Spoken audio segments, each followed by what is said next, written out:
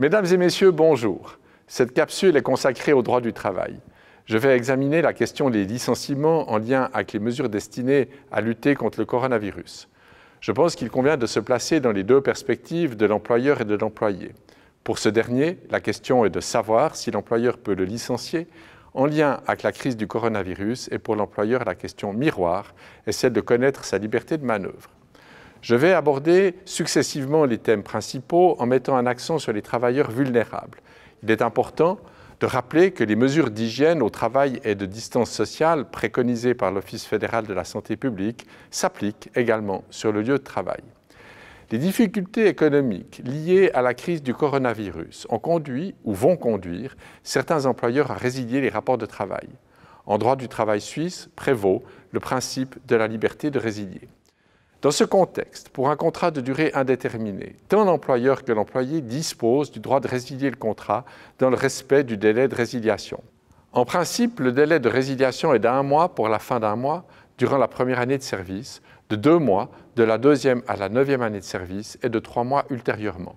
Le contrat peut prévoir d'autres délais. L'employeur bénéficie de la liberté de résilier en présence de difficultés économiques. Dans le contexte du coronavirus, il est important de préciser que l'une des conditions pour pouvoir bénéficier d'une indemnité en cas de réduction de l'horaire de travail est que la résiliation n'ait pas été donnée par l'une ou l'autre des parties. Ainsi, les RHT s'inscrivent dans un contexte de sauvegarde de l'emploi. L'employeur peut aussi licencier le travailleur qui viole ses obligations, en particulier en cas de refus injustifié de travailler ou de refus d'appliquer les instructions de l'employeur relatives aux mesures de protection pour lutter contre la propagation du coronavirus. Pour l'hypothèse où un grand nombre de travailleurs seraient affectés par les licenciements, la question se posera de savoir si la procédure de licenciement collectif doit être respectée. La réponse à cette question dépend du nombre de travailleurs concernés. Par exemple, tel devrait être le cas si l'employeur licencie au moins 10 employés dans un établissement employant plus de 20 et moins de 100 travailleurs. La protection contre la résiliation en temps inopportun est donnée aux employés dans plusieurs hypothèses, et ce, après le temps d'essai, et notamment protéger le travailleur présentant une incapacité de travail totale ou partielle, résultant d'une maladie ou d'un accident non fautif, et cela durant 30 jours au cours de la première année de service, 90 jours de la 2e à la 5e année de service et durant 180 jours dès la 6e année de service. Par ailleurs, pendant toute leur grossesse et jusqu'à 16 semaines après l'accouchement, les femmes ne peuvent pas être licenciées. Un licenciement qui intervient durant une période de protection est absolument nul. Si l'employé entre ensuite dans une période de protection, mais avant la fin du contrat de travail, le délai de congé est suspendu pendant cette période. À titre d'exemple, pour cette protection, je mentionne l'empêchement de travailler lié au fait que le travailleur est personnellement atteint du coronavirus. Bénéficient également de cette protection les travailleurs qui ont été astreints à une période de service militaire obligatoire ou civil pour venir en aide aux hôpitaux. En revanche, cette protection ne s'applique pas aux travailleurs qui ont été mis en quarantaine lorsque leur capacité de travail n'est pas affectée. Dans ce cas, l'employeur devra examiner si un télétravail est possible. J'en viens maintenant à l'abus du droit de résilier. Lorsque le licenciement est abusif, il demeure valable, mais le travailleur peut réclamer une indemnité s'élevant au maximum à 6 mois de salaire qui sera fixée par le juge en fonction de toutes les circonstances. La loi sanctionne ici l'abus dans l'exercice du droit.